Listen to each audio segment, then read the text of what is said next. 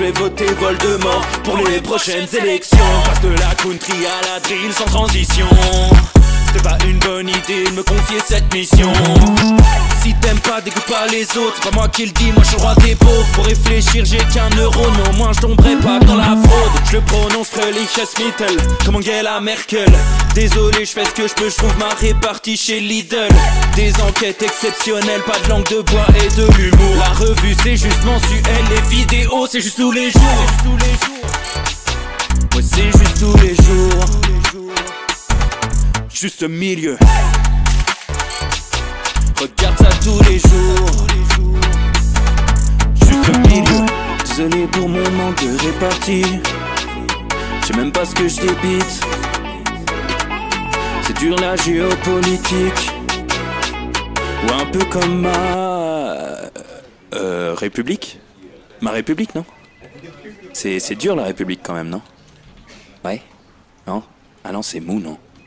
Ouais, les mecs se font chier, on dirait un peu. Ouais, c'est un peu mou. Enfin, ça dépend dans quel pays. Ouais. Bah, j'y connais pas grand chose, moi. Et c'est quoi une démocratie déjà?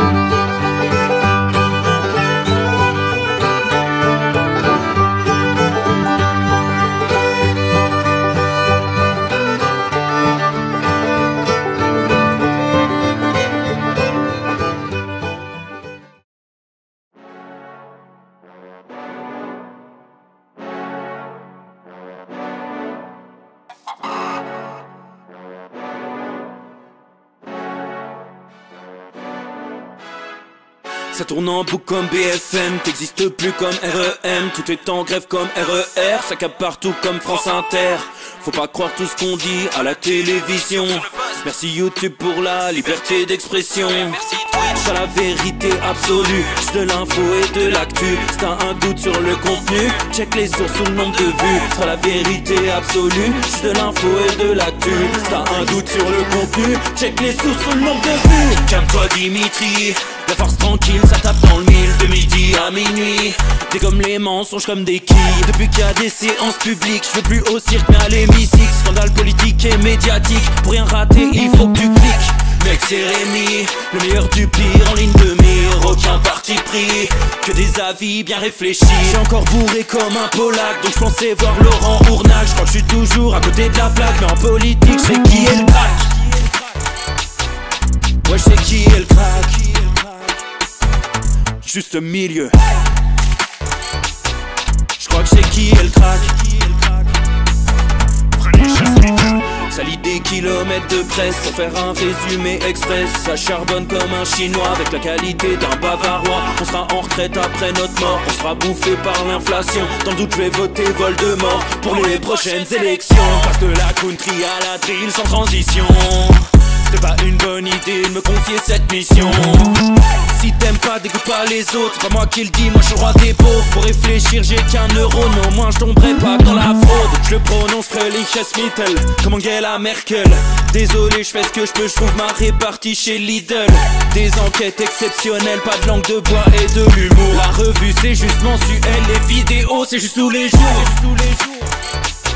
Ouais c'est juste tous les jours. Juste milieu. Regarde ça tous les jours. Juste milieu. Désolé pour mon manque de répartie. Je sais même pas ce que je débite. C'est dur la géopolitique. Ou un peu comme ma... République. Ma République, non? C'est dur la République quand même, non? Ouais? Non? Ah non, c'est mou, non? Ouais, les mecs se font chier, on dirait un peu. Ouais, c'est un peu mou. Enfin, ça dépend dans quel pays. Ouais. Bah, j'y connais pas grand chose, moi. Et c'est quoi une démocratie déjà?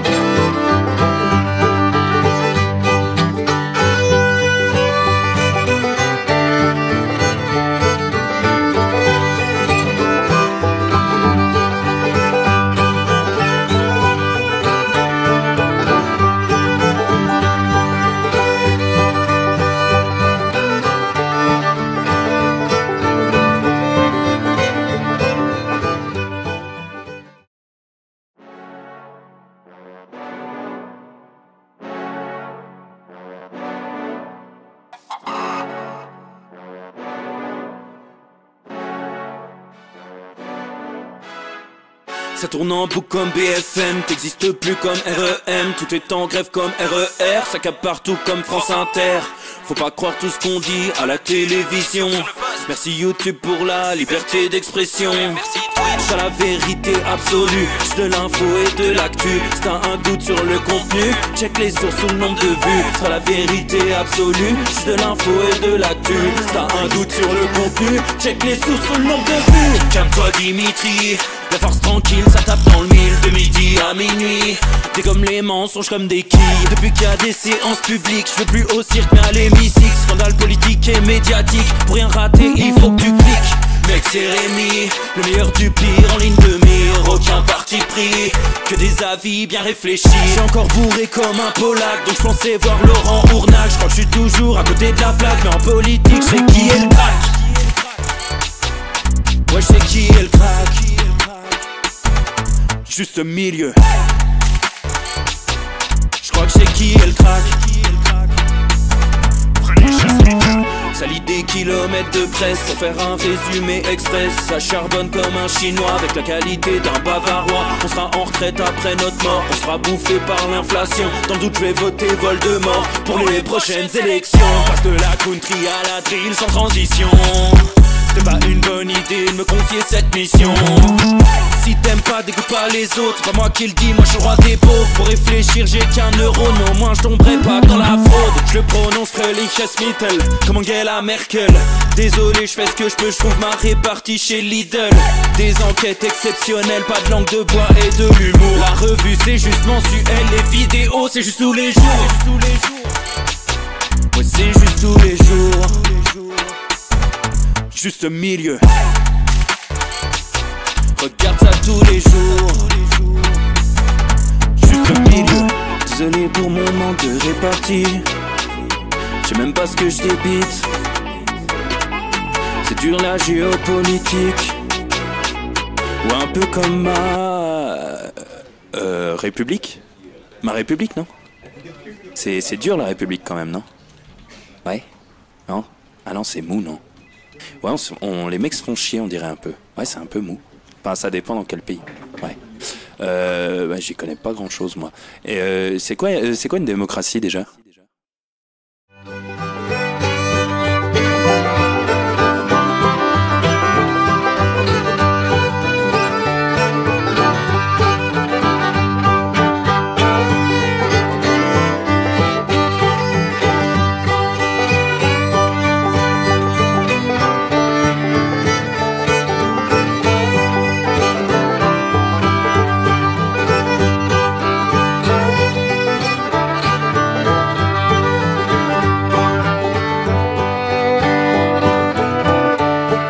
Messieurs, dames, bien le bonjour à tous, bande d'affreux Jojo. Ça y est, 16h48, on a du retard, on est là. 13 janvier 2025, les copains, j'espère que vous allez bien. On fête aujourd'hui les Saint-Hubert Oméga 3, je déconne, j'en ai absolument aucune idée de qui on fête, mais on fête le bonheur, on fête le plaisir d'être ensemble, les copains. Ravi de vous retrouver pour cette nouvelle semaine, les amis. Nouvelle semaine qui démarre en fanfare. Voilà, on est toujours là, on est toujours en forme, on est toujours plein gaz, on est toujours camping gaz. On aime le camping. Évidemment, camping. La Grand Métairie en Vendée, je recommande, j'y étais pendant les vacances, ce qui m'a valu ce formidable bracelet Camping Paradis. Voilà, je le montre parce que je suis pas peu fier. Voilà, il est là, c'est le vrai Camping Paradis.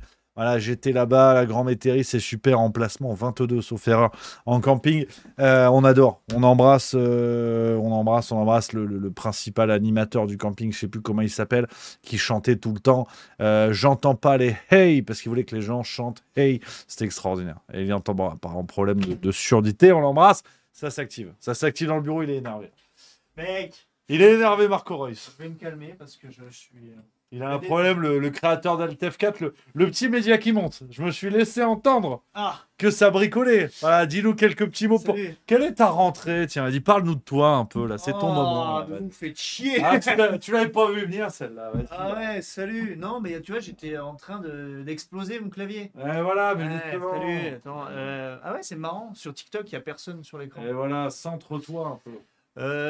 Quoi, ma rentrée? Mais tout se passe bien. J'espère que le chat va bien. Salut tout le monde. Que toute l'équipe est contente. On a repris la tournée. Ouais. Ça, c'était super. Alt F4, le petit média qui monte, est en train de grimper. En effet, salut Vivi Lulu. Qu'on embrasse. Et non Super. pas Jackie et Michel, parce que ça c'est. Salut Marcel, salut tout le monde. Ouais, non, écoute, à fond sur Alt F4 de mon côté, en plus de tout ce qu'on fait. C'est vrai. Et non, la banane, l'envie d'aller plus loin, d'aller plus haut finalement. Allez plus haut. Ouais.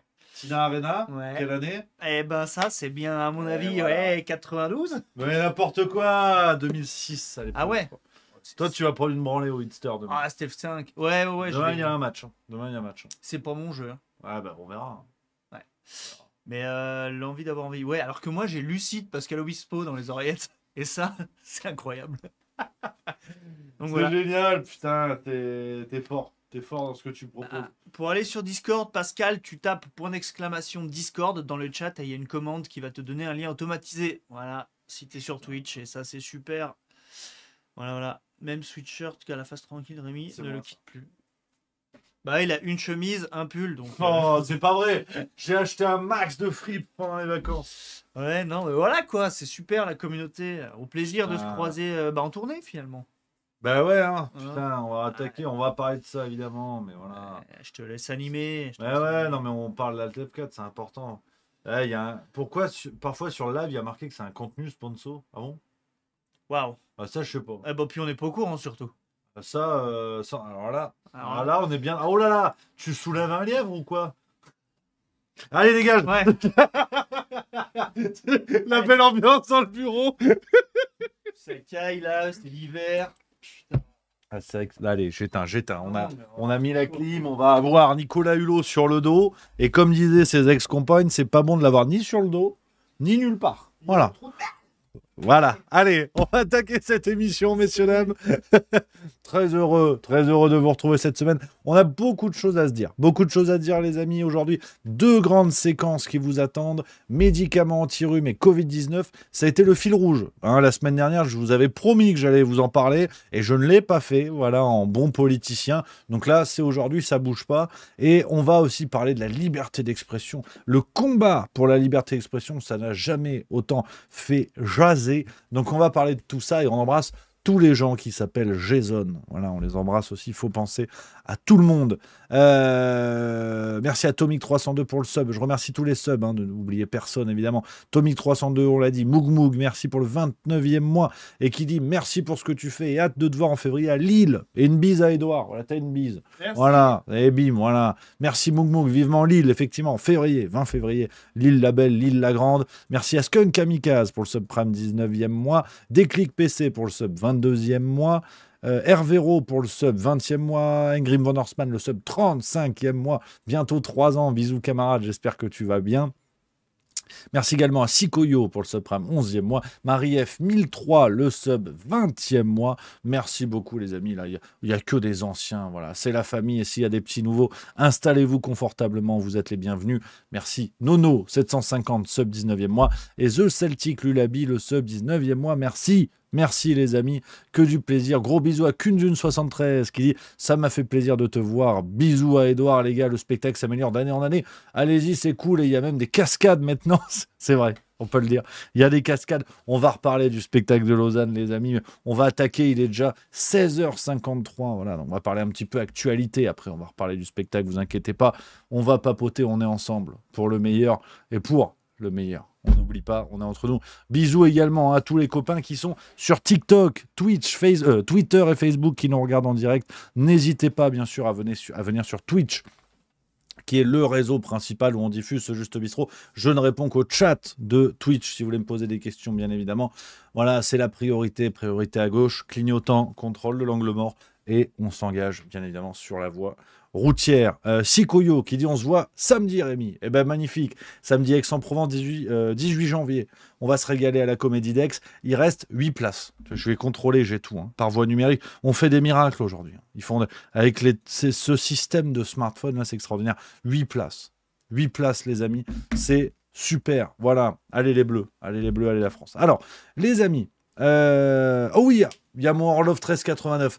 Toi, je t'attendais de pied ferme. Bisous, camarade. Donc, un membre du Juste Bistrot, un membre de la famille qui était à Lausanne ce samedi soir. Merci, camarade. Et qui m'a gentiment... Alors, il faut que tu me répondes, mon Orlov 1389. Ne bouge pas, parce que là, j'ai besoin de ton éclairage. Il m'a gentiment offert une bouteille de gnôle. C'est très, très bon. J'ai goûté à la maison. C'est très, très bon.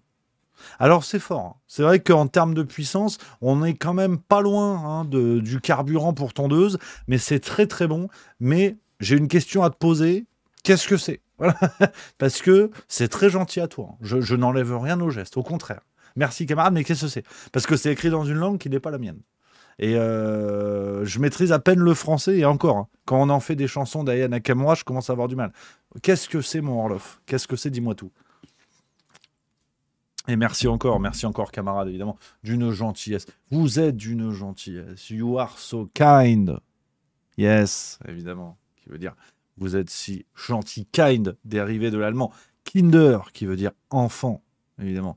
Kinder surprise, Kinder délice, Kinder pingui, Kinder maxi king, Kinder chocobon, Kinder délice, Kinder pingui noix de coco, on n'oublie pas. Voilà.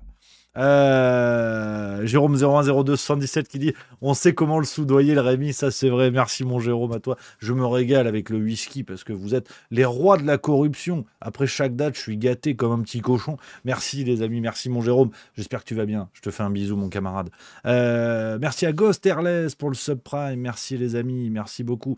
Alors attends parce que voilà, alors j'ai mon Orlov 1389 qui m'a répondu eau de vie de raisin grappa local du Monténégro. Alors ça, c'est super. Ah, par contre, je suis obligé de corriger ton message parce qu'on est en 2025. Il faut faire attention, pas de racisme dans le Juste Bistrot. Donc c'est une grappa locale du « Montez, s'il vous plaît, monsieur, à la couleur de peau foncé ». Voilà. Parce que sinon, on va avoir des problèmes, tout ce qui est wokisme, censure. C'est pas complètement fini. Merci. Merci, camarade. Je vais transmettre l'info à Madame Milieu parce qu'on s'est posé la question. Parce que c'est pas la dernière sur la bibine aussi. Oh non. Sac à vin. Non, je rigole. Non, c'est moi. C'est plus moi. Allez, on y va les amis avec l'actualité. On repapotera du spectacle évidemment dans la soirée et on fait un petit coucou parce qu'il nous offre des séquences magnifiques en ce moment. On a la chance de l'avoir reçu 2 fois sur Juste Milieu. C'est Fabrice Eppelboin. On lui fait un bisou évidemment, on lui fait un gros bisou, on le salue bien bas. Il est le bienvenu sur Juste Milieu quand il veut, quand il peut, bien évidemment. Et il nous a régalé en ce moment. Il est très présent dans les médias pour donner son expertise. Et là, pour le coup, ça n'est pas galvaudé. On l'a vérifié sur Juste Milieu. Vous l'avez vérifié, chers spectateurs. Et il était notamment dans C'est à vous, le 10 janvier 2025. Et j'ai rarement vu une telle PLS, position latérale de sécurité, ou position latérale de souplesse dans des milieux peut-être plus libertins. Fabrice Epelboin qui nous a mis les invités de C'est à vous, enfin de C'est ce soir, pardon, sur France 5, tu sais, qui sont tous là pour, dans la ligne un peu dominante. Et là, tu as un mec au milieu qui arrive et qui dit qui est pas d'accord avec eux. Donc forcément, les autres sont à peu près en apoplexie. Et petite séquence, 2 minutes 45 de bonheur, les amis, vous allez voir Monsieur Fabrice Epelboin. Voilà, donc première séquence, hein, et c'est vrai que les autres invités du plateau sont vraiment en manque de souffle. Hein. Ils cherchent l'air. Ils cherchent l'air. Donc belle séquence, hein, qui explique un petit peu le revirement, et qu'on avait évoqué d'ailleurs, hein, dans le Juste Bistrot, qui va dans le sens de ce que nous dit M. Epelboin, sur le fait que l'élection, la deuxième élection de Donald Trump, ne soit pas simplement un jeu politique, que cette réélection, on va dire, ne s'inscrive pas comme dans le même contexte, pardon, que la première élection d'un jeu politique classique républicain contre démocrate. On a aujourd'hui une autre grille de lecture, à mon avis, qui justifie l'arrivée de Trump, et on a des démocrates qui votent Donald Trump non pas par intérêt pour le camp républicain, mais par intérêt de lutter contre ce que sont devenus les démocrates. Et c'est très intéressant, je pense, de voir la grille de lecture dans ce sens-là et de comprendre qu'on est en train d'entrer dans un autre combat. Alors, est-ce que, dans un autre duel en tout cas, on n'est plus dans gauche-droite, on n'est plus dans républicain-démocrate, est-ce qu'on est dans progressiste, non-progressiste, woke, non-woke? Je ne sais pas vraiment, hein, quels sont les bons termes, mais je crois qu'il va vraiment falloir commencer à se mettre cela en tête, que être de gauche ne rime plus obligatoirement à voter pour des gens de gauche. En tout cas, qui prétendent être de gauche. Parce que si être de gauche, c'est voter pour Marine Tondelier, moi, je suis stripteaseur à Las Vegas. Donc, il faut aussi être conscient là-dessus. On va en parler, c'est le deuxième grand thème de l'émission ce soir, mais c'est vrai que c'est assez sidérant. Autre séquence toujours de l'ami Fabrice Epelboin, c'est chez Le Figaro. Il a été là encore, une séquence, 1 minute de bonheur, où il revient sur les Twitter Files. Il était étouffé par la presse il y a 2 ans, qui, lors de... Pas complètement, puisqu'on en parle aujourd'hui. Bah si, il y a 2 ans. Et donc il y a 2 ans, Elon Musk rachète Twitter et ouvre les archives de Twitter auprès d'une sélection de journalistes, dont Matt Taibbi, Barry Weiss et d'autres, et Glynval. Ces journalistes racontent une histoire abracadabrantesque, de vastes opérations de censure, pilotées en partie par le FBI, ce qui est une atteinte flagrante au premier amendement, et puis documente la façon dont tout ça s'est passé. Ils ont chacun de leur côté fait un gros travail, qui n'était pas évident parce que Musk a un rapport très compliqué à la presse, et leurs révélations ont été passées sous silence. Donc en fait, toutes ces révélations qui aujourd'hui... Pas complètement, parce qu'on les a, et quand on va sur Internet et qu'on voit Twitter Files, passées sous silence par les médias, pardon, excusez-moi, bien sûr. Évidemment, les gens qui s'informent sur les réseaux sociaux peuvent avoir accès à cette information. Mais les gens qui s'informent que par les médias n'y ont pas eu accès. Voilà, on notera quand même le début, j'adore. Écoutez bien la réaction du journaliste qui lui dit « Ben non, ça n'a pas été mis sous silence. » Si, écoute. Twitter Files, c'est une affaire qui a été étouffée par la presse il y a 2 ans, qui, lors de... Pas complètement, puisqu'on en parle aujourd'hui. Bah si, il y a 2 ans. Le regard me fume.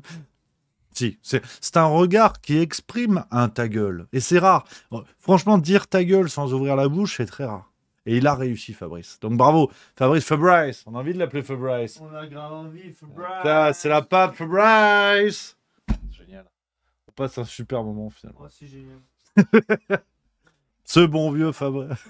Quoi? J'écoute Camaro. Camaro, Femme Like You. Ouais, ça c'est quoi? C'est 2009 ça? 2003. Putain. Attends, on va vérifier quand même. Et Femme Like You, évidemment que c'est 2003. Eh oui, regarde, 2004. Ouais, je vais te fumer au jeu.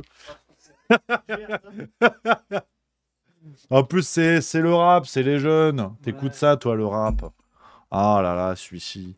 Donc voilà, Fabrice Epelboin, les séquences que je voulais vous montrer, les amis, qui auraient eu toute leur place, hein, dans la deuxième partie de l'émission, mais j'ai décidé de ne pas le faire pour d'évidentes raisons j'ai décidé de ne pas le faire. Donc en tout cas, on l'embrasse et je pense qu'on va bientôt le recevoir à nouveau sur Juste Milieu pour faire le point un petit peu sur tout ça. Et je crois qu'on va encore se régaler. Les amis, On va attaquer le premier gros sujet de l'émission. Je remercie tout le monde, hein. Vous êtes déjà nombreux. Voilà, près de 400 sur Twitch. Voilà, vous êtes beaucoup, ça fait plaisir. Toute la famille est là, les copains, pour finir la journée ensemble. Un peu là, entre la radio libre, le plaisir, l'analyse de l'actu, le calembour, tire sur mon doigt. Enfin, voilà, toutes les raisons de se retrouver sont réunies, les amis, et d'être tous ensemble. Ça fait plaisir. Voilà. On va vers le gros sujet du jour, les amis. Médicaments anti-rhume et Covid-19. Alors, pour cela, on va aller chercher un article du Parisien en date du 10 décembre 2024. Et je voulais absolument vous en parler parce qu'on a une énième démonstration. Encore l'utile fallu, si j'ose dire, d'un discours scientifique, ou en tout cas présumé scientifique, qui n'avait ni queue ni tête pendant le Covid, de la capacité de nos médias à avoir enrhumé tout le monde, là encore, si j'ose dire.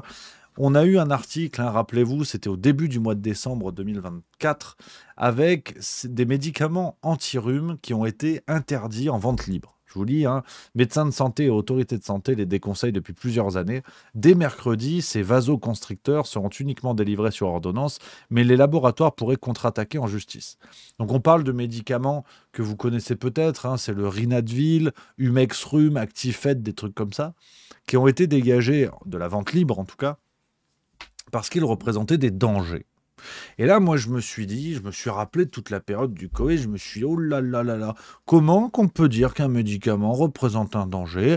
Est-ce qu'on a une preuve qu'il y a un lien entre les effets secondaires et le médicament lui-même? Hein, alors, toute situation ressemblant à un fait réel est purement pas fortuite, hein, évidemment. Et j'ai lu l'article. Bah, je me suis informé, c'est normal. Le Parisien qui est en première ligne pour nous expliquer que les effets secondaires qui, bon, au départ, il nous disait ça n'existe pas, de toute façon. Donc, c'est même pas qu'il y a un lien ou il n'y a pas de lien, c'est que de toute façon, ça n'existe pas. Après, ils ont dit, bon, c'est vrai, ça existe. C'est vrai, mais on n'a aucune preuve qu'il y a un lien. En fait, des gens qui sont en forme, bon, ben, un jour, ils sont plus en forme. Peut-être c'est la météo, peut-être... c'est les risques des steaks hachés Charal. À un moment donné, on ne sait pas. Voilà. Et puis la troisième étape, ça a été, bon, c'est vrai, il y a des effets secondaires. Bon, c'est vrai, il y a un lien avec le vaccin, mais c'est trop tard. Voilà. Fallait le dire avant à la pharmacovigilance. Fallait le dire quand c'était interdit. Donc on en avait parlé l'année dernière, vous vous en rappelez. Et là, maintenant, c'est médicaments anti-rhume. Donc je me suis penché, hein, sur l'article pour essayer de comprendre comment on avait pu prouver cette fois que c'était en lien, qu'il y avait des liens entre les effets secondaires et la prise de ces médicaments. Alors, le Parisien, je vais vous lire, je vais vous présenter les chiffres. On va faire en direct, on va faire ensemble le travail que je m'amuse à faire pour vous tous les matins, de lire les journaux, de réfléchir, voir un peu comment qu'on fait, hein, finalement. Et le Parisien nous dit 307 cas graves après la prise d'un vasoconstricteur, dont 25 AVC et 5 décès ont été dénombrés entre 2012 et 2018. Donc c'est pas beaucoup. Statistiquement, c'est pas beaucoup. Hein, si ça avait été lié au Covid, on aurait rapporté par exemple ce nombre de cas graves pour 1000, et on t'aurait dit, t'as vu, c'est moins que les accidents de trottinette. Bon là, apparemment, c'est plus grave, parce que ça a contribué à interdire. Hein. Donc je vous épargne la comparaison avec les chiffres d'effets secondaires liés au vaccin Covid-19, à l'injection Covid-19, pardon, pour comprendre que là, on est encore en dessous. Hein. Sur ces histoires de vasoconstricteurs, on est encore en dessous. Sur 6 ans, d'ailleurs, entre 2012 et 2018. Je vous lis ce que nous dit le Parisien. Infarctus, AVC, convulsions. Il soulage des symptômes pas graves du tout, mais très fréquents, alors qu'il présente un risque rare, mais très grave, résume Olivier Saint-Lary, président du Collège national des généralistes, enseignant, CNGE, infarctus du myocarde, accident vasculaire cérébral, convulsions, réaction cutanée sévère, autant d'effets indésirables qui peuvent aussi survenir chez des patients sans facteur de risque ni antécédent médical, quelle que soit la dose et la durée du traitement, prévient l'agence du médicament. Autrement dit, un jeune homme en bonne santé n'est pas à l'abri. Alors, heureusement qu'ils disent que c'est lié au vaccin, aux médicaments anti-rhume. Parce que sinon, t'as vite fait de faire une confusion. Hein. Quand t'es con comme moi, tu putain, ça ressemble, tout pareil ressemble à l'injection Covid-19 où on disait non, par contre, ça n'a rien à voir. Bon, bah là, ça a à voir. Je vous lis, hein, je continue de vous lire. Le dernier rapport de pharmacovigilance fait apparaître 307 cas graves après la prise d'un vasoconstricteur oral ou nasal, oral ou nasal entre 2012 et 2018. Nasal, rien à voir avec le joueur de tennis. Parmi eux, 25 AVC et 5 décès. Le mésusage, au moins 5 jours de traitement pris chez l'enfant de moins de 15 ans, etc., s'explique en partie par la large banalisation de ces médicaments auprès de la population. Nanana. Et après, on nous dit, on ne risque pas un AVC pour un nez bouché qui guérit spontanément en quelques jours, argue Alexandre de la Volpillière, et qui peut être soulagé par des méthodes naturelles comme se laver le nez au sérum physiologique ou dormir avec la tête surélevée pour favoriser le passage de l'air du visage aux poumons. Et il y a un autre passage que je voulais vous lire pour comprendre un petit peu. Non, après, bon, ça parle du désaccord avec l'Union européenne. Voilà. Ce qui est très intéressant, et c'est la raison pour laquelle je voulais vous parler de ça, les amis, c'est qu'on comprend en fait toute la fragilité du discours qui a été mis en avant pendant le Covid-19, où en vérité on était dans un problème similaire, c'est-à-dire l'existence d'effets secondaires. Soyons clairs, ça n'est pas le propre de l'injection anti-Covid-19. Tous les médicaments risquent d'entraîner des effets secondaires. On a toujours, même si c'est un cas sur 1 million, ça peut arriver. Vous prenez le médicament le plus banal de votre pharmacie, il y a un risque, évidemment. Et c'était précisément ce qui était scandaleux au moment de l'injection Covid-19, quand on nous expliquait qu'il n'y a aucun risque d'effet secondaire. Ou comme disait le Fernandel de la picouse, j'ai nommé docteur Jérôme Marty, qui nous disait, on a des milliers d'années de recul, et en fait, si on cumule la durée de vaccination de tous les gens, en fait, c'est bon. On arrive à prouver que, ce qui était évidemment absurde. Et c'est là où on comprend qu'on a pris les gens pour des cons, parce qu'on a mis en avant des arguments qui sont contredits quelques mois plus tard, quelques années plus tard, quand on parle d'un autre médicament. Ce discours de prudence vis-à-vis des médicaments anti-rhume, où on explique que par rapport à une maladie peu problématique, peu mortelle, on ne peut pas prendre le risque de vacciner par exemple des jeunes s'il y a un risque de faire un AVC. C'est exactement ce que disait une grande partie des gens par rapport à l'injection Covid-19.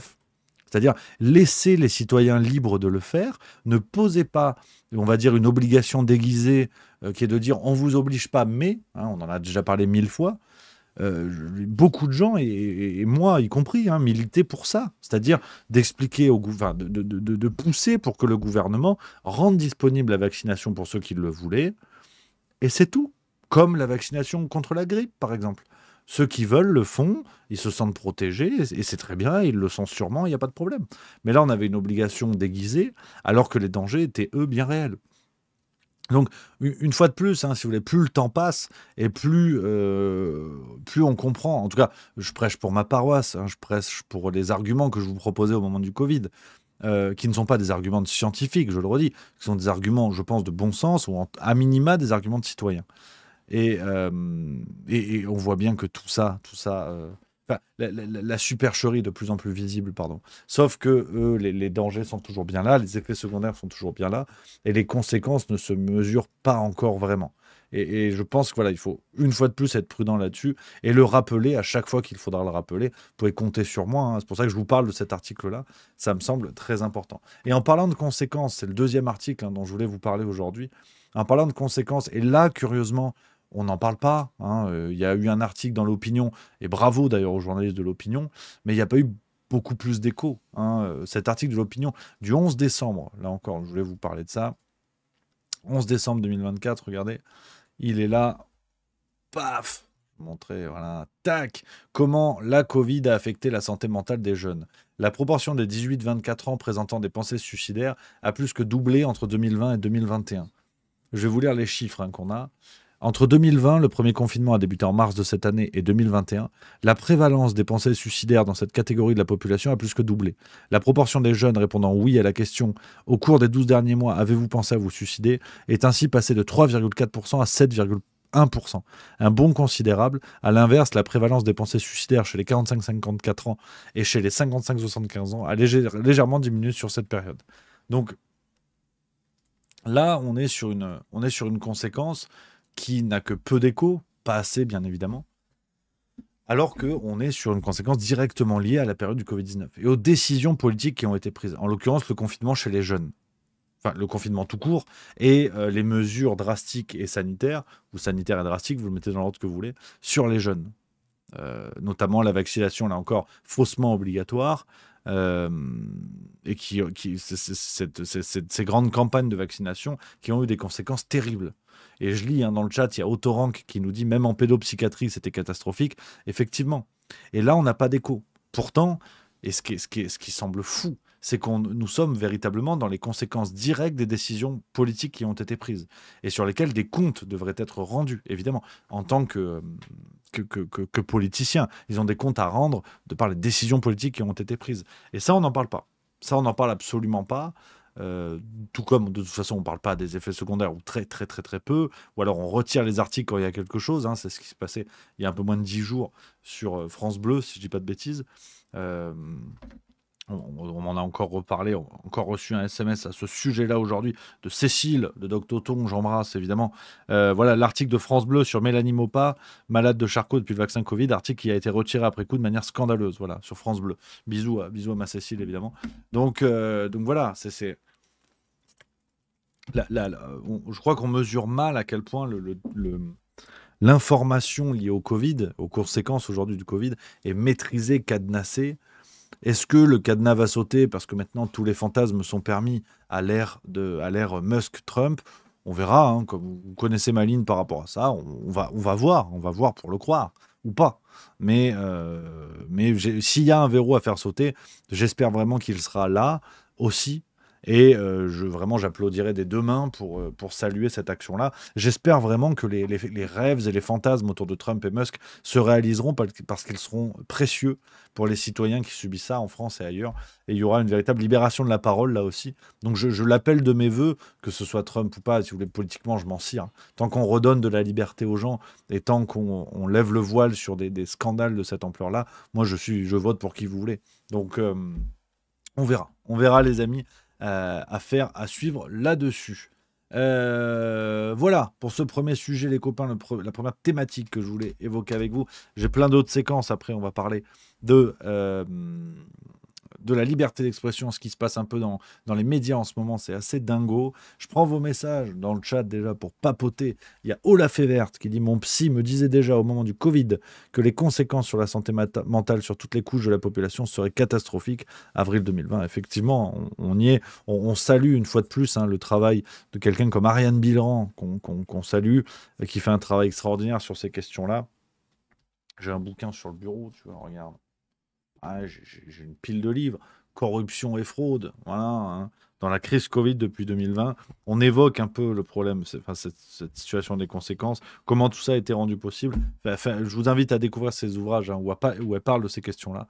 Et c'est toujours brillant, voilà, ça fait plaisir. Il faut être brillant dans la vie. Voilà, il y a des gens, ils sont brillants. Glidat qui dit ils annoncent tous qu'ils vont quitter X. Ça aussi, on va en parler dans quelques minutes.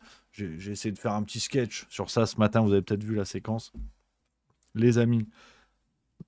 Et voilà, t'as vu, j'ai fait un petit rototo. Faut pas faire ça en direct. Ouais. J'ai bu une soupe miso à midi. Alors, rien à voir. C'est une soupe miso. Ça n'a rien à voir avec mon rapport aux femmes ou quoi. Parce qu'aujourd'hui, il faut faire attention à ce qu'on lit. Parce que boire une soupe miso, c'est peut-être le début de MeToo. Attention quand même. Miso, misogyne, pas du tout. Là, c'est miso le Japon. Miam, miam, miam. Mais c'était trop salé. Voilà, je le dis. En ce moment, je trouve tout trop salé. Je ne sais pas s'il y a des médecins ou des vétérinaires dans le secteur. Est-ce que c'est une maladie? Est-ce que c'est la chiasse polonaise? Est-ce que c'est la varicelle du calamar? Je ne sais pas, mais je trouve tout trop salé. Ça m'énerve. Peut-être que c'est réellement trop salé d'ailleurs. Mais j'ai un palais comme ça qui n'aime pas le sel. Ah non, il casse les couilles ce palais. C'est fou. Non, je sais pas pourquoi. Si on a des docteurs, dis-nous. Voilà, il y a Rimkakus qui dit... Rimkakus 59, il dit tu dois être enceinte. Bah, c'est pas impossible. Non, mais après, c'est un diagnostic comme un autre. Bon. Il faut respecter. Il n'est pas médecin, le gars, mais il a peut-être une idée. Nicole Pangolin qui dit je travaille avec des assistantes sociales. Je peux te dire qu'en termes de protection de l'enfance, le Covid, ça a été une boucherie. Elles ont vu une explosion des signalements. Ah oui. Enfin, merci pour le témoignage. Et effectivement, on en a parlé. On en a parlé, ça, au moment du Covid. On l'évoquait. Il faut continuer de l'évoquer. Tu as tout à fait raison. Le fait que, avec le confinement, les gens étaient enfermés chez eux. Et il y a eu une hausse des violences intrafamiliales. et qui est catastrophique et qui encore aujourd'hui manque d'être dénoncé, ce qui est tout à fait scandaleux. Voilà, Hervé Rault qui le dit également. Le confinement a aggravé énormément les violences conjugales également. Témoignage d'une policière qui déplorait le manque d'appels. Complètement d'accord. Voilà. Et Gurvac Sakapov qui dit un mauvais cuistot à la maison. Non, arrête, en ce moment j'essaie d'apprendre la cuisine. J'aime bien, non, mais j'aime bien. Comme ça, réserver, couper les oignons, faire suer les échalotes. Moi, j'aime bien. Qu'est-ce que je te dise? C'est comme ça. Donc, les copains, on enchaîne avec la deuxième séquence du jour. Et alors là, c'est le bordel. C'est le bordel dans les médias. C'est le cirque Pinder, hein, véritablement. On va y aller avec ces grands débats en ce moment hein, sur la liberté d'expression, le combat pour la liberté d'expression. C'est le cirque Pinder. Alors, j'ai plein de séquences à vous montrer. Donc, on a parlé déjà la semaine dernière hein, de Elon Musk, Trump, qui commence à secouer un peu le cocotier, les retournements de veste à droite à gauche, les grands patrons du CAC 40, de Wall Street, pardon, les grands patrons aux États-Unis qui, de plus en plus, hein, dans plein de grandes entreprises américaines, sont en train d'arrêter, par exemple, avec les programmes inclusifs, les programmes woke de recrutement selon la couleur des gens, machin et tout. Il y a une véritable marche arrière, ou marche en avant, c'est selon. On a Zuckerberg qui continue son retournement de veste, mais de manière extraordinaire, qui, voilà, hein, dans la veine de ce que je vous dis, Le Figaro qui nous dit « Mark Zuckerberg loue l'énergie masculine dont la société est remplie et déplore que le monde professionnel ait été culturellement castré. » Dire le mec qui ressemble à une éponge à récurer, maintenant il se prend pour Stallone.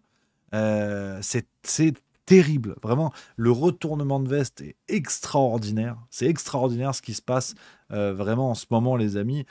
Le dévoilement d'une lâcheté à ciel ouvert qui a au moins un enseignement en attendant d'être suivi des faits ou pas.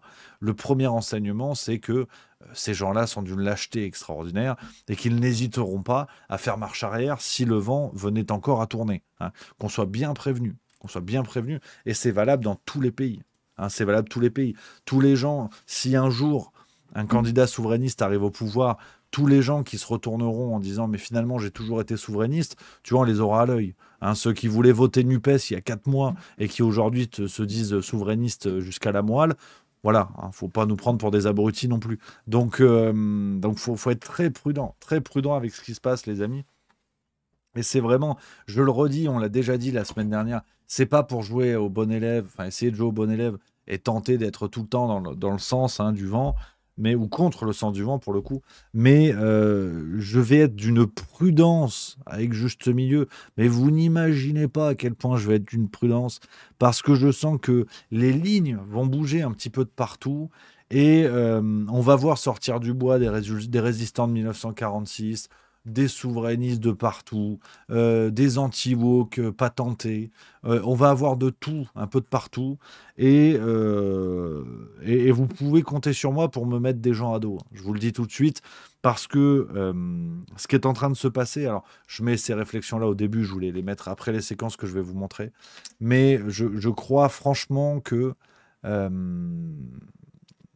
il faut être très prudent sur ce qui est en train de se passer, parce que on est précisément, hein, d'ailleurs, dans quelque chose qui a été théorisé depuis des décennies, la guerre culturelle d'Antonio Gramsci, donc ce grand penseur italien, grand leader politique, communiste s'il en est, emprisonné pendant un paquet de temps, qui a écrit des choses formidables, ses carnets de prison que je vous invite à découvrir, et qui avait théorisé la guerre culturelle, le principe de guerre culturelle, enfin d'hégémonie culturelle, excusez-moi, d'hégémonie culturelle, et qui voudrait que pour prendre le pouvoir sur un pays, prendre le pouvoir sur les esprits.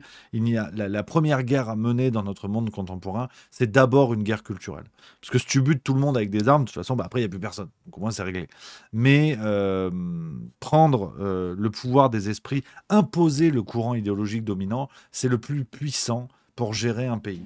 Et donc, quand je vous dis ça, c'est pas pour donner l'impression d'être toujours le râleur qui est contre le sens du vent, mais c'est une prudence a priori. Parce que si tant est que le monde qui se dessine soit un monde anti-woke, souverainiste, tout ce que vous voulez, hein, tout ce qu'on peut, les valeurs qui semblent se dessiner avec Trump et Musk, ça reste à voir. Puis s'ils sont souverainistes, c'est des États-Unis, hein, ne l'oublions pas. Tous les Français qui bandent sur Trump et Musk, n'oublions pas que vous êtes de la chair à canon pour eux. Faut quand même rester serein, hein, sur ce qui va se passer. Parce que vous applaudissez pour eux, qu'ils vont applaudir pour vous. Mais bon, bref. Mais ce que je trouve très intéressant, c'est que ce qui se dessine, on va dire, si on caricature avec la vague Trump-Musk, à la rigueur, je ne sais pas trop qui mettre d'autres pour l'instant, hein, dans leur case, parce que Milley me semble pas avec eux, Meloni encore moins, Orban encore moins. Donc, pour l'instant, il n'y a que je vois dans cette veine, affaire à suivre. Hein. Mais ça reste une hégémonie culturelle. Donc, si vous voulez, applaudir Trump et Musk parce qu'ils vont se farcir le wokisme, bravo, merci, parce qu'ils vont mettre fin à tout ça. Ok, pas de problème. Mais si c'est pour imposer d'autres discours dominants, tout aussi mensongers, tout aussi aveugles, tout aussi trompeurs, il faudra aussi se battre contre. Donc, c'est là où je me méfie du tournant que tout cela est en train de prendre, y compris en France. Vous avez des gens qui applaudissent l'arrivée de Trump, l'arrivée de Musk, parce que ça va mettre un coup de pied dans la fourmilière, dont acte, et bravo, et je vous le dis aussi, mais ça n'est pas parce qu'ils ont chassé des ennemis, on va dire, que ça devient automatiquement nos amis. Il faut être prudent, parce que si demain... on n'est plus capable de voir toutes les contradictions de quelqu'un comme Elon Musk. Je vous avais proposé déjà une vidéo sur Juste Milieu en tout début d'année dernière, sauf erreur, avec toutes les contradictions du bonhomme. Je veux dire, vous avez quand même Donald Trump, pour en prendre une parmi d'autres, une contradiction parmi d'autres. Donald Trump, qui est quelqu'un qui se bat contre le discours écolo, qui se bat contre les grenouilles de bénitier du recyclage, qui explique que l'écologie, c'est super. Elon Musk, jusqu'à preuve du contraire, il ne vend pas des coupe-ongles. Il vend des voitures électriques. Donc, je pense quand même qu'il faut être prudent parce que Elon Musk et Donald Trump font des choses formidables. Il y a, pour l'instant, notamment sur les questions de liberté d'expression, de lutte contre la censure sur les réseaux sociaux, il y a des efforts salutaires. Je l'ai déjà dit, je le dis et je le redirai avec grand plaisir. Mais cela ne doit pas pour autant nous aveugler. N'oublions pas que Donald Trump avait M. Fauci comme conseiller santé au début du Covid. Et Fauci, on n'a pas découvert en 2020 que c'était une ordure. Alors on va me dire, oui, mais l'État profond était trop puissant auprès de Trump lors de son premier mandat. Très bien, pas de problème. Avec le deuxième mandat, normalement, il va pouvoir commencer à leur mettre une branlée. Donc si Fauci, je vous l'ai déjà dit, si Fauci n'est pas poursuivi dans les 6 mois qui suivent l'intronisation de Donald Trump, ça voudra dire que c'était du vent. Comme certaines des promesses passées de Donald Trump. N'oublions pas sa promesse lors de son premier mandat de faire payer au Mexique la construction du mur entre les États-Unis et le Mexique. Le Mexique a dépensé bubule. Donc, je crois qu'il faut être très prudent aussi par rapport à ça. Il y a des choses très positives, qui ne doivent pas nous empêcher de reconnaître les contradictions, de reconnaître ce que l'on doit attendre, parce que les promesses de Trump et de Musk n'engagent pour l'instant que ceux qui y croient, et aussi de quelqu'un comme Robert Kennedy Jr., évidemment. Tout ça semble très bien, semble très louable, très positif. Mais j'attends de voir, et vous saurez où me trouver le jour où il faudra aussi mettre en lumière l'aveuglement des pro-Trump, l'aveuglement des pro-Musk, qui, sous couvert d'avoir botté le cul des woke et des wokistes et ce que vous voulez, mettent en place une autre forme de tyrannie, une autre forme de censure.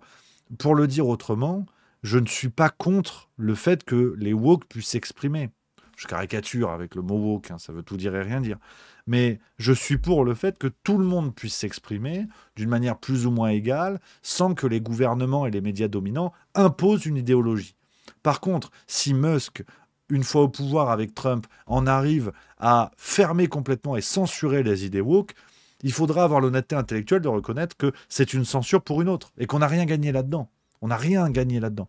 Donc c'est là où, si vous voulez, je suis très prudent parce que on a dit que en période Biden, Zuckerberg était un suppôt du pouvoir et vu son physique, on était même sur un suppositoire. Zuckerberg était un suppôt du pouvoir qui avait mis son réseau social, qui l'avait soumis au pouvoir Biden. Musk fait exactement pareil. Donc il faut avoir l'honnêteté intellectuelle de reconnaître que ce qu'on reprochait à Zuckerberg sur le côté capitaine d'industrie qui met ses réseaux au service de la censure d'un pouvoir et de l'idéologie dominante, Musk est en train de faire pareil. S'ils ne garantissent pas une véritable liberté d'expression en permettant aux woke de continuer dans leurs idées sans pour autant les promouvoir de manière étatique, Là, on ne sera pas sérieux et on sera des guignols au même sens que ceux qui applaudissaient Zuckerberg, Biden et compagnie. Donc, en fait, je vous ai mis la conclusion de ce que je voulais vous dire à la fin, mais c'est pas grave. Au moins, ça fait un petit avertissement, une petite prudence. Dites-moi ce que vous en pensez, les amis, dans le chat, hein, si vous êtes d'accord ou pas. Toujours le débat avant tout. Le débat avant tout. Mais avant le débat, il y a quand même le pâté, parce que j'aime le pâté. Ça, vous en avez rien à foutre, mais je vous le dis aussi, ça me semble important. On a qui d'autre? On a Hervéro qui dit attention, tous ceux désignés par Trump ne seront en poste que si le Congrès les valide et c'est pas gagné. Alors effectivement, il y a encore plein de bisbilles politiques qui restent à voir, mais sur ces questions-là, je rappelle, on en avait parlé dans le Juste Bistrot, il faut aussi évoquer des nominations de Donald Trump. Et là, c'est curieux parce que les turérifères de Donald Trump n'ont pas trop relevé des nominations de gens autour de Trump qui sont des sionistes aguerris, des pro-Israël assumés, dont un d'ailleurs qui nie complètement l'existence de la Palestine, qui l'appelle la Judée-Samarie, pardon. Et là, j'ai entendu personne expliquer que Trump avait nommé des sionistes terribles et compagnie. Donc, je crois qu'il faut être prudent sur l'aveuglement volontaire. Voilà, on va voir, on va regarder. Wait and see, comme on dit là-bas. Voilà, je crois qu'il faut le dire comme ça. Alors, en attendant, on a de quoi bricoler en France. J'ai plein de séquences, les amis, de nos médias français qui sont en train de passer en mode panique. Mais à tous les niveaux. Ils ne savent plus quoi faire, ils ne savent plus quoi dire. Regardez, ça c'était sur quelle époque? L'émission de Léa Salamé, dont le QI la rapproche bien plus du salami. Regardez ce qu'on a eu en direct à la téloche. Sur RTL. Bon, c'est vrai que le plateau là qu'on a dans l'extrait que je viens de vous montrer, il est magnifique. Il y a un mois et demi, petite parenthèse, mais j'ai dû aller à la décharge du bled où j'habite. Il y avait moins d'ordures. Parce que là, Yann Moix, Apathy, Pablo Vivien Mara, ou je sais plus comment il s'appelle, Pablo Vivien Pompavello. Putain, t'as un plateau. En plus, Yann Moix qui fait des blagues. Je veux dire, pourquoi tu te forces à faire des blagues? T'as déjà écrit des livres, donc t'inquiète, tu vois. C'est terrible. Mais vraiment, le plateau de fruits de mer moisis, quoi. C'est vraiment, tu regardes, rien que de regarder, t'as une indigestion. Ce qui est rare. Normalement, faut la manger, la moule, avant de vomir, tu vois, comme dirait Brigitte Macron. Non, je déconne. Attention, pas de procès. Non, mais c'est vrai que... Non, le plateau, déjà, fait peur. Et en fait, tu sais pas où ils en sont. Tu sais pas où ils en sont parce que, pour être sérieux 3 minutes là-dessus, à la fois, ils essaient un petit peu, si tu veux, de commencer à faire sentir la critique de Macron. Alors, ils peuvent pas passer, si tu veux, comment dire, pour prendre une métaphore au niveau des livres de Yann Moix, au niveau de l'homme, tu passes pas d'une fellation à un divorce. Pas en 15 secondes. Tu as quand même une transition, tu t'essuies, je te quitte, tu vois. Et donc... Là, les médias, ils sont un peu emmerdés parce que si tu veux, ils en ont encore plein la bouche. Je suis désolé d'être dégueulasse. Non, mais je suis obligé. Je file ma métaphore comme les grands poètes. Il faut que j'aille au bout de mon truc. Sinon, si je change ma blague, ça marche plus. Voilà, ils sont encore. T'as encore du baume à lèvres, on va dire. Et tu peux pas tout de suite dire allez, ça dégage. Non. T'as un côté, tu veux une tisane, tu veux une infu. Donc là, il lui prépare une infu. Après, ils vont le fumer. Après, ils vont le foutre dehors. Mais comme des bons représentants des élites bourgeoises qu'ils sont, qui ne se sont jamais caractérisés par leur courage, on en parlait déjà la semaine dernière. Je vous parlais des travaux, par exemple, de quelqu'un comme Annie Lacroix-Rize, qui a démontré dans l'un de ses bouquins le changement de pied des élites dans les années 30 en France, et notamment des élites culturelles, politiques. On sait bien qu'il ne faut rien attendre de ces élites-là, qui ne se caractérisent jamais par leur courage, par leur cohérence, par leur structure intellectuelle. Donc, si vous voulez, aujourd'hui, c'est pareil. Ceux qui ont adulé Macron seront dans les premiers à lui marcher dessus. Quand ils verront que c'est une question de part de marché et que la grogne des Français est devenue plus forte que la propagande, ils vont changer. Et vous allez voir les Jean-Michel Apathy qui traiteront de connards Macron et compagnie. Ils le feront parce que la lâcheté dans leur ADN, c'est une partie de leur travail. Et c'est pour ça que aujourd'hui, je dis bien aujourd'hui, dans la grande majorité des médias, vous avez des gens qui s'appellent journalistes et d'autres, pour les décrédibiliser, qu'on va appeler activistes. Mais un activiste dans les médias, c'est un journaliste avec du courage. Quand on dit dans les médias d'un journaliste qu'il est militant, c'est juste qu'il a des opinions. Et c'est très bien un journaliste qui a des opinions. C'est très récent, hein, on en a déjà parlé pas mal de fois. C'est très récent, ces médias qui nous expliquent que les médias doivent être neutres, objectifs, mais jamais de la vie. Jamais de la vie. On attend de nos journalistes qu'ils soient honnêtes sur leur position. Et c'est ça qui est intéressant, c'est ça qui est plaisant. C'est quand vous regardez une émission sur l'actualité et que le présentateur, vous savez très bien qu'il est de gauche ou de droite ou d'extrême gauche ou d'extrême droite. Et au moins, il vous met, si vous voulez, les bonnes lunettes pour comprendre ce qu'il vous dit. Et c'est très bien. À l'époque, quand vous alliez dans les kiosques, si vous étiez de droite, vous lisiez Le Figaro. Si vous étiez pédophile, vous lisiez Libération. Non, je déconne. Non, quand même. Si vous étiez de gauche, vous lisiez Libération. Si vous étiez libéral, droite, vous lisiez Les Échos. Enfin, c'était clair. La promesse, elle était claire. Tout le monde savait que Libération, c'était un truc de gauche. Et aujourd'hui, depuis, je sais pas, 15 ans, 20 ans, peut-être un peu plus, vous avez des médias qui se revendiquent tous neutres et objectifs. Et c'est pas possible. Et c'est pas ce qu'on vous demande, en fait. C'est vraiment, tu vas dans un... Tu as envie de te faire un bon gros steak, tu vas dans un resto, il y a marqué viande, bœuf, grillade, de lourd bœuf, t'arrives, bonjour, au menu du sol. Mais tu te le fous au cul, ton sol. Je veux un T-bone. Je veux un ram steak. Je veux qu'il y ait de la sauce barbecue. Donc, sol, perche, turbo, dans ton cul. Parce que voilà. Et aujourd'hui, les médias sont malheureusement devenus ça. C'est-à-dire qu'il y a mensonge sur la promesse.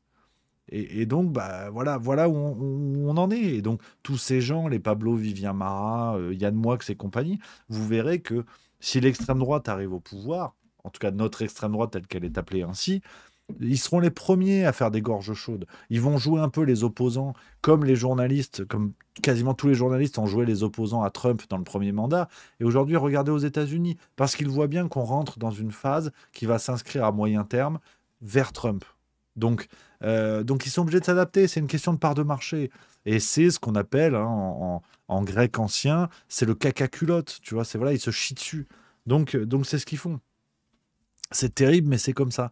Et nos élites sont toujours, se caractérisent souvent de cette manière-là. Donc voilà, les critiques de Macron, je peux vous dire qu'on n'a pas fini de les entendre. On n'a pas fini de les entendre. Voilà. Et d'ailleurs, Phil entre autres, qui me corrige, elle a raison. C'est dire à quel point je mange pas souvent de poisson. C'est de la sole. J'ai dit du sol. Parce qu'en fait, le sol, c'est un putain d'arbre. Donc si en plus tu voulais de la viande et qu'on t'amène un tronc, voilà, on n'est pas des pandas. Donc non, t'as raison, Philanthrope, de me corriger. Merci à toi. Merci à toi. Et donc, quand on continue dans nos amis journalistes en PLS par rapport à ce qui se passe, évidemment, en première ligne des mousquetaires de l'entubage, on a Julien Pain, qui nous a fait une séquence incroyable. Regardez, c'est du bonheur. Donc le patron de Meta, Facebook, Instagram, WhatsApp, a sorti une vidéo absolument lunaire, hallucinante cette semaine. It's time to get back to our roots around free expression on Facebook and Instagram. What started as a movement to be more inclusive has increasingly been used to shut down opinions and shut out people with different ideas. Mark Zuckerberg a annoncé que c'était terminé, il voulait plus travailler avec les fact-checkers. Donc ce qui va se passer très concrètement, c'est que tout ce que vous allez voir passer maintenant sur votre timeline, donc votre fil d'information Facebook ou Instagram, il n'y aura plus de modération par des fact-checkers. Lui, ce qu'il explique, c'est que ça se fera par des notes de la communauté, comme ça se fait sur Twitter, c'est-à-dire que c'est la communauté qui va voter pour dire si c'est vrai ou faux. Ces notes, elles peuvent être très utiles parfois, mais elles peuvent être complètement dévoyées par des gens qui ont un intérêt politique, idéologique, à voter contre une information, même si elle est vraie. On va être obligé de faire des petites pauses dans cette vidéo, qui, normalement, je pourrais créer un spectacle dessus. Parce que ça, il y a tout dans cette vidéo, c'est extraordinaire.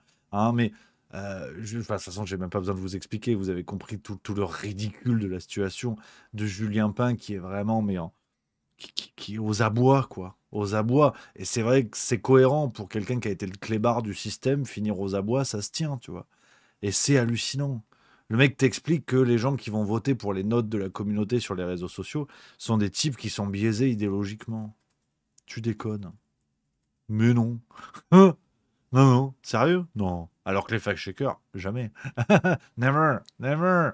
Et donc, c'est magnifique. C'est vraiment magnifique. Il y a tout dans cette vidéo. Il y a toute la supercherie, si vous voulez, du fact-checking qui est décriée ici. Et il y a autre chose. Attendez, je reviens sur ce qu'il a dit à un moment donné. Voilà. Quand il dit ça... Hein, c'est que tout ce que vous allez voir passer maintenant sur votre timeline, donc votre fil d'information Facebook ou Instagram, il n'y aura plus de modération par des fact-checkers. Voilà. Donc en fait, ce sur quoi Julien Pin vous alerte, c'est que il va se passer comme avant, en fait. Parce que ce qu'il oublie de préciser, c'est que les fact-checkers, c'est récent. C'est pas si vieux. Le fact-checking aussi mis en avant sur les réseaux sociaux, ça date, on va dire, de justement l'élection de Trump en 2017. Mais sur Facebook, avant, il n'y avait pas ça. Et ça marchait très bien. Donc, en plus, ils font tout pour essayer de cacher que c'est un retour à l'état ancien. Et c'était pas plus grave, c'était pas plus scandaleux, si tu veux. Parce que on peut, à la limite, essayer de contredire ce que je vous dis là, en disant oui, mais justement, l'absence de modération sur les réseaux a contribué à l'élection de Donald Trump en 2017. Tout à fait. Sauf que ce même monde et ces mêmes réseaux sociaux ont accouché derrière de Joe Biden en 2021. Donc c'est bien la preuve que le complotisme, les mensonges sur les réseaux et compagnie n'ont pas permis à Trump d'être réélu. Il a perdu, si on estime que l'élection s'est tenue dans les règles de l'art. Donc on voit bien que l'argument ne marche pas. Le monde du complotisme sur les réseaux sociaux, de l'extrémisme et tout ce que vous voulez, a accouché d'un Emmanuel Macron qui a été réélu. Donc comment considérer sérieusement que les réseaux sociaux sont des vecteurs d'extrémisme dans la mesure où ces réseaux sociaux se sont déployés dans un monde où on a des gens comme Rishi Sunak, comme Trudeau, comme Macron et compagnie.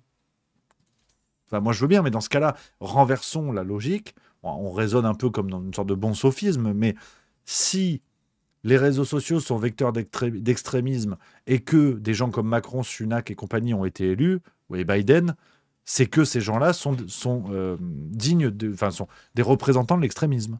Donc dans ce cas-là, ça renverse le raisonnement. Moi, je veux bien, mais c'est pas à l'avantage des gens défendus comme le camp de la raison par Julien Pin et ses petits copains fact-checkers. Donc c'est là où je trouve ce raisonnement un petit peu délicat, c'est qu'il démontre quelque chose qui est gênant pour le camp du bien, qui serait une sorte de preuve sophistique que le camp du bien est en vérité le camp de l'extrémisme. Donc bon, c'est un peu délicat, quoi.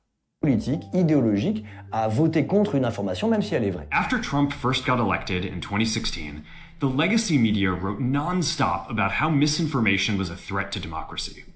We tried in good faith to address those concerns without becoming the arbiters of truth. But the fact-checkers have just been too politically biased and have destroyed more trust than they've created. Quelque chose de frappant dans cette vidéo qui a été publiée par Mark Zuckerberg, c'est la façon dont il parle des médias traditionnels, des médias mainstream, nous. Ce qu'il explique, c'est qu'en gros, on est biaisé politiquement et qu'on serait en train de promouvoir une sorte de bien-pensance, une idéologie, et qu'on empêcherait les autres de s'exprimer. Mon travail à moi, c'est pas de faire de l'idéologie et de promouvoir une idée contre une autre. C'est de vérifier l'information, c'est tout. On ne fact-check pas l'opinion. On dit simplement ce qui est vrai et ce qui est faux. Oh, excuse, j'adore. Cette phrase, elle est magnifique. Quand même. On dit simplement ce qui est vrai, ce qui est faux. Mais en fait, tu sais même plus si c'est du boulard, si c'est de la bêtise, si c'est du déni. C'est extraordinaire parce que tu as des types qui se cassent les couilles depuis 2000 ans à réfléchir sur qu'est-ce que la vérité, qu'est-ce que l'erreur, qu'est-ce que le faux, qu'est-ce que l'opinion. Et t'as Julien Pin qui déboule. Ah ben nous, en fait, notre truc, c'est dire ce qui est vrai et c'est dire ce qui est faux, quoi, c'est tout. Platon en PLS, quoi. C'est quoi Mais t'es qui, gros, en fait? T'as fait quoi? À part être payé avec du pognon public alors que t'es une pompe à vélo. Regardez les premières vidéos de Julien Pin au début de sa carrière. En fait, t'es une pompe à vélo. Il est comme nous tous. T'es jeune, tu démarres, tu fermes ta gueule. Bon, ben un jour, tu sais pas pourquoi, t'as le pouvoir qui arrive, qui lui met le doigt sur le front, tu sais. Comme dans Le Roi Lion, là. Ah, Doubegna, nanana. Fact-checking. Pumph. Et là, tu sais pas pourquoi. Lui, il arrive. Bon, bah, ils sont 4. Julien Pin, Rudi Reichstadt, Tristan Manès France, Thomas Huchon. Vous êtes les élus. Vous allez faire quoi? Dire le vrai et le faux. Mais on n'a pas fait d'études, ta gueule. Regarde, 2000 €, France Info, Tu vas faire vrai ou faux, toi. Toi, là-bas, tu vas faire vrai ou fake. Et puis toi, tu feras Conspiracy Watch. Faut faire quoi? Ta gueule, on t'expliquera. C'est extraordinaire. En vrai, c'est extraordinaire. Le mec, mais sans trembler du gland, te dit, moi, je suis là pour dire ce qui est vrai, ce qui est faux. Voilà. Voilà. Tu as des philosophes qui ont dédié leur vie à cette question. Voilà. Non, mais pourquoi pas? Je veux dire, pourquoi pas? Non, mais moi, je dis pourquoi pas. En vrai, je connais un peu le monde des ampoules LED, halogènes. Là, on est à un niveau de culot, j'ai jamais vu ça. J'ai vraiment jamais vu. C'est extraordinaire. C'était vraiment... voilà. Tu as 2000 ans de philosophie, l'Antiquité, la tragédie, les Grecs anciens, les Romains, Marc Aurèle, le stoïcisme, Nietzsche, Freud, Marx... 2000 ans de tout ça pour arriver à Julien Pin. Donc, si vous voulez, une sorte de poire à lavement avec une chemise de Couples qui te dit ça c'est vrai, ça c'est faux. Voilà. On ne sait pas ce qu'il a fait, le gars. On ne connaît pas son CV, on n'a aucune idée de pourquoi. Il est catapulté à la téloche. Ça c'est vrai, ça c'est faux. C'est-à-dire que si tu te projettes dans un monde où l'un des premiers types qu'on a pris au sérieux pour faire de la philo, c'était Julien Pin. Donc tu sais, tu dégages Platon, Socrate, Échille, Sophocle, tous ces gars-là dans la tragédie, tous les gros cerveaux de l'époque poubelle. Le premier, c'est Julien Pin. Alors à mon avis, 2000 ans plus tard, on serait en train de manger notre caca et on s'éclairerait avec des bougies qu'on allumerait avec les cheveux de nos voisins. Ce qui fait qu'après, tu n'as plus de voisins, donc tu n'as plus de bougies. Mais si Julien Pin est le premier philosophe de l'histoire, sincèrement, moi je m'appelle... Je vis dans une grotte, je bois mon pipi. Parce que vraiment, l'évolution humaine, on aurait ramé. Putain, les Vikings, vraiment, ils seraient encore natation. Ils n'auraient même pas découvert Stockholm. Ah non, c'est extraordinaire. Franchement, heureusement qu'on a eu des gens intelligents avant d'arriver à ce niveau de boulard et de bassesse intellectuelle. Moi, je veux bien être complotiste et être dans le camp des abrutis. Dieu m'en garde, Dieu m'en préserve de ne pas être au niveau intellectuel d'un Julien Pin qui te dit « Moi, je suis là pour dire ce qui est vrai, ce qui est faux, sans trembler de la truffe. » J'ai fait 2 ans et demi de philo en prépa. J'adore ça, mais je suis une bite en philo. J'y connais rien. J'ai lu 3 bouquins. J'ai Philosophie Magazine. Bon, à ce détail près que c'est devenu de la merde. Mais...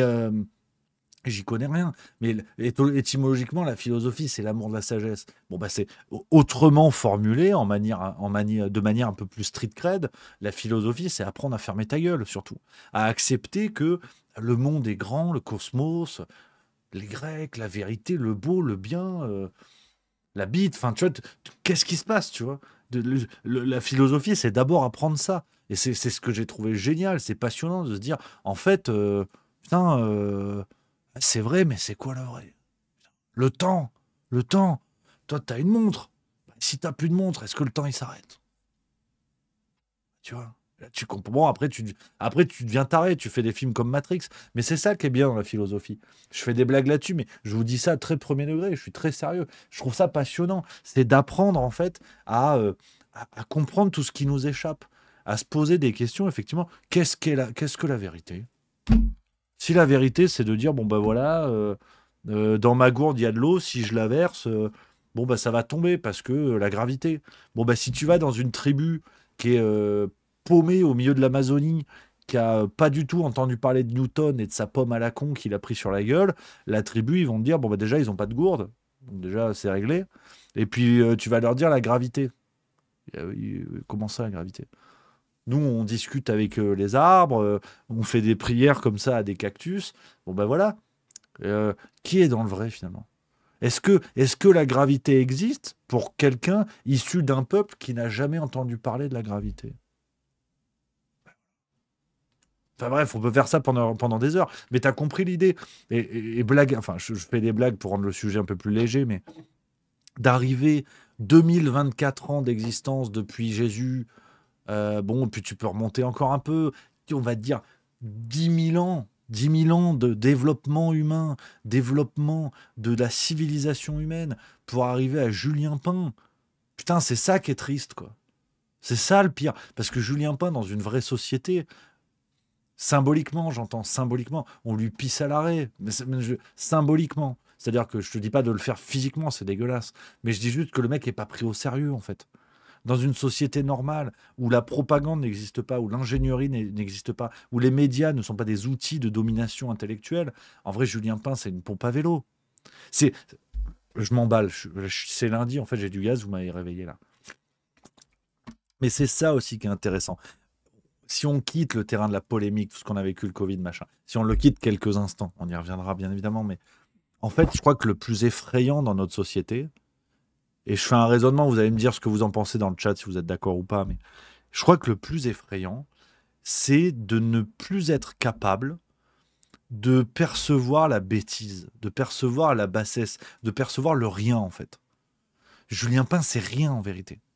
T'éteins les caméras, c'est un kidam, comme vous et moi. Moi aussi, t'éteins la caméra, je suis bubule, tu vois. Et comment une société peut accepter de se conformer à la pensée de types comme ça, qui n'ont même pas de pensée, en vérité, qui n'ont rien, on vous les met à la télé, voilà, ils sont bien, ils ont une chemise, ils disent la vérité, et les gens les écoutent. Et après, les gens se battent entre eux, en disant, ouais, mais Julien Pain, il a dit quoi? Parce qu'en fait, le vaccin, c'est super. Oui, mais il fait quoi, Julien Pain, au départ? Je sais pas, il est à la télé, c'est que ça doit être vrai. C'est quand même terrible, quoi. Qu'on en soit arrivé à se foutre sur la gueule parce que des gens comme ça ont dit des trucs. Ça me rend fou, en fait. En fait, ça me rend fou avec du recul. Mais bon, bref, on va revenir à ce qu'il nous dit parce qu'on est à peine à la moitié de la vidéo et j'ai déjà fait des raisonnements Philosophie Magazine. Donc voilà, petit raisonnement là-dessus, je me suis emballé. Et nous accuser d'être biaisé politiquement, c'est extrêmement grave. C'est de dire que finalement, le journalisme ne sert à rien et que les faits ne sont plus importants. Ben, je pense que c'est extrêmement grave, extrêmement inquiétant pour l'avenir de nos démocraties. Fifth, we're going to move our trust and safety and content moderation teams out of California, and our US-based content review is going to be based in Texas. Son équipe de modération, qui déjà, j'imagine, va être limitée au minimum, puisque la modération, ça l'intéresse plus tellement, elle va être déplacée de la Californie au Texas. Pourquoi? Parce que pour lui, la Californie, ça représente cette espèce de bien-pensance ou d'idéologie dominante contre laquelle il veut lutter quelque part. Ce que dit Mark Zuckerberg, en gros, c'est « j'ai pris acte que notre président, ça va être Donald Trump et que la pensée dominante aujourd'hui, ça va être celle-là. » Et du coup, quel avenir, nous, les fact-checkers, on a sur les réseaux sociaux? C'est une vraie question maintenant. Parce qu'on voit bien que notre travail n'est plus jugé nécessaire par les grands patrons de ces réseaux sociaux. Je pense qu'on va continuer à essayer de mener ce combat, mais ce combat est de plus en plus déséquilibré. J'imagine bien que les algorithmes de recommandation de ces réseaux sociaux vont nous invisibiliser. Ça va avoir un impact très concret sur ce que vous allez consommer comme information au travers des réseaux sociaux. Et à travers ces réseaux sociaux, ce qu'on façonne, c'est l'opinion publique. Donc si ces grands milliardaires s'intéressent autant à leur système de modération et à ce qui passe sur leurs réseaux sociaux, c'est parce que c'est aussi une façon de façonner l'opinion publique et de faire de la politique. Bon, alors là, une fois de plus, hein, vous le savez, je suis pas le haricot, hein, le plus droit du paquet, mais j'ai rarement vu en fait un tel contre son camp. Un but contre son camp de ce niveau-là, normalement, c'est dans le best-of pendant 15 ans. C'est le best-of Ligue 1 saison 2024-2025. Parce que le mec t'explique quand même que l'intérêt d'être entendu sur les réseaux sociaux, c'est pour façonner l'opinion publique. Et que si Trump, Musk et compagnie veulent prendre la main sur ces trucs-là, c'est pour façonner l'opinion publique. Donc quand il l'avait, c'est ce qu'il faisait. Le mec t'explique une minute avant qu'ils ne sont pas biaisés, qu'ils sont là pour dire la vérité. Et en fait, il te dit que la parole dominante sur les réseaux sociaux façonne l'opinion publique. Bah voilà, hein, de toute façon, vous n'avez pas besoin de moi, hein, pas besoin de faire des grands raisonnements, vous avez compris l'idée. Hein. Bah oui, évidemment. Mais je pense que c'est le pire. Je vois Tata Yoyo36 dans le chat qui dit « Il avoue, c'est un bon début ». Mais en fait, je crois que c'est le gosse qui est chippé en train de révéler un mensonge, qui te dit non, j'ai pas volé des bonbons, je savais pas qu'il y avait des bonbons. Je savais pas, moi. Comment je pouvais savoir qu'il y avait des schtroumpfs qui piquent? Et là, il y a des schtroumpfs qui piquent, donc il est grillé, en fait. Ben là, c'est pareil. Julien Pain, il nous explique que des schtroumpfs qui piquent, il en a plein la bouche. Donc, qu'est-ce que tu veux que je te dise, en fait? Il n'y a même pas de blague à faire. Il n'y a même pas de blague. Ben voilà, c'est là où on voit en fait toute leur, comment dire, ils sont moyens, ils sont moyennasses en fait.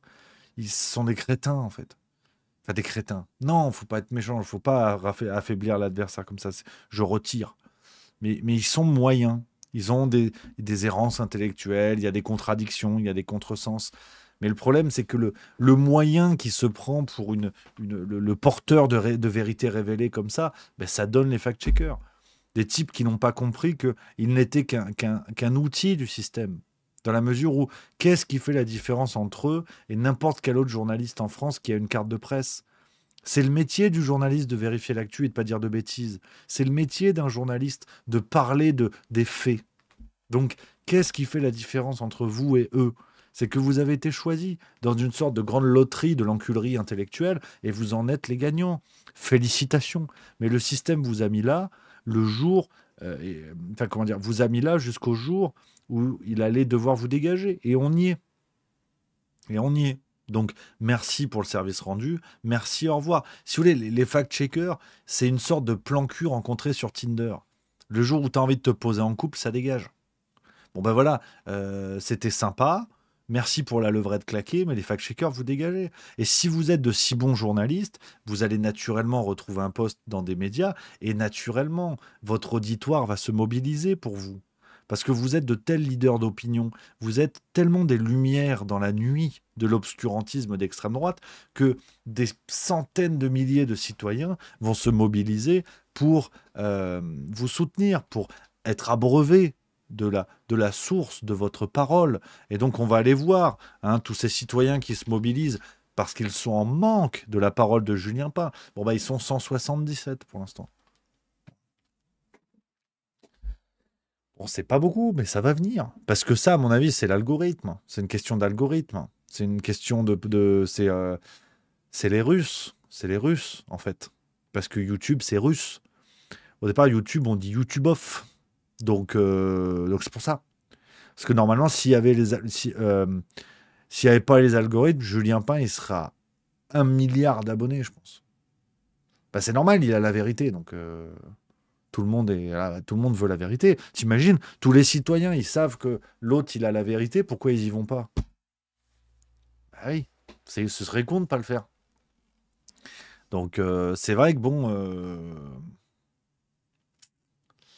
moi, j'ai du mal à comprendre que les gens ne veuillent pas la vérité à ce point-là. Je suis d'accord avec lui, les gens sont des cons. Je crois qu'il y a quelque chose de cet ordre-là. Donc voilà un petit peu les amis, ce que je voulais vous dire sur ça les copains, ce combat pour la liberté d'expression. Alors c'est vrai que pour finir, on est quand même sur un raisonnement. Alors je vous spoile pas parce que je vais en parler dans la farce tranquille de mercredi, mais c'est très intéressant de voir des leaders de gauche aujourd'hui. Je pense à Manon Aubry, je pense à Marine Tondelier, qui ce week-end dans les médias ont dit sensiblement la même chose. Je trouve ça assez hallucinant que des leaders de gauche, dont les ancêtres, on va dire, il y a ne serait-ce que 30 ans, se battaient pour que toutes les opinions puissent être entendues. Aujourd'hui, avoir des leaders de gauche qui se battent pour la censure, qui se battent contre la liberté d'expression, il y a une sorte de pied de nez de l'histoire qui est absolument terrible, Et on revient à ce que je vous disais tout à l'heure, et où je pense sincèrement que ce qu'on appelle la gauche n'a plus rien à voir avec ceux qui l'incarnent et qui ont des valeurs qui ne sont ni de gauche ni de droite, mais qui sont des valeurs de restriction des libertés, de restriction de la liberté d'expression. Et aujourd'hui, les débats sont biaisés, ne serait-ce que par l'échiquier qu'on met en place. L'extrême droite n'a plus rien à voir. Quand l'extrême droite parle aux ouvriers et propose, c'est pas vraiment le cas du RN, mais quand un parti dit d'extrême droite, je vise personne, je prends un exemple au hasard, se mobilise pour le droit des ouvriers français ou espagnols ou machin, de favoriser les droits des ouvriers nationaux, c'est ce que disaient Marx et Engels. Donc il n'y a plus rien d'extrême droite. À l'inverse, quand des gens dits de gauche veulent censurer la liberté d'expression, ça n'a plus rien à voir avec la gauche. Donc je pense qu'il faut aussi qu'en tant que citoyen, on ait l'honnêteté intellectuelle de dire voilà, je n'aime pas Marine Tondelier, je n'aime pas les idées de machin, je n'aime pas les idées de Bardella. Mais décrédibiliser toute une histoire, que ce soit celle de l'extrême droite, de la gauche, de tout ce que vous voulez, tous les combats qui ont été menés par des gens qui incarnaient vraiment leurs idées, je trouve ça peut-être un peu dommage, parce qu'aujourd'hui, on a un échiquier politique qui n'a plus aucune gueule. Je veux dire, même si vous resserrez un petit peu la focale, franchement, qu'est-ce qui rassemble aujourd'hui José Bové et Marine Tondelier. À part peut-être la moustache, je vois pas, tu vois. Donc c'est aussi intéressant d'avoir l'honnêteté intellectuelle de dire, voilà, ok, il y a des grandes cases parce qu'il faut bien situer qui est qui, mais bon, ne faisons pas l'insulte à tous les combats de gauche d'être représentés par Olivier Faure. Je veux dire, c'est tellement une trompette, Olivier Faure, qu'ils ont dû l'appeler Faure pour qu'on y croie un peu. Donc franchement, c'est terrible, tu vois. Donc voilà un petit peu les amis. Ce que je voulais vous dire pour finir sur une note d'espoir, une note d'humanisme les copains, je vais vous laisser, il est 18h03, je vais acheter un Lego. Voilà, je vous le dis ce soir, je vais faire du Lego. J'aime les Lego, les casques Star Wars. Pour ceux qui connaissent les Lego, il y a des casques Star Wars. On m'en a offert un il y a quelques temps, je l'ai fait, j'adore, je les veux tous. Donc là, je vais aller acheter un Lego. Voilà. Bon, vous n'en avez rien à branler, mais je vous le dis quand même. Donc ce soir, c'est Lego. Voilà. Merci les amis, merci d'avoir été là. J'espère que vous avez passé une bonne soirée. On se retrouve demain, 16h45, même heure, même endroit. Et le Juste Bistrot, voilà. On va se fendre la gueule, on va se régaler. Voilà, je vous embrasse, on parlera de Candace Owen demain. Vous inquiétez pas, c'est noté dans mon script.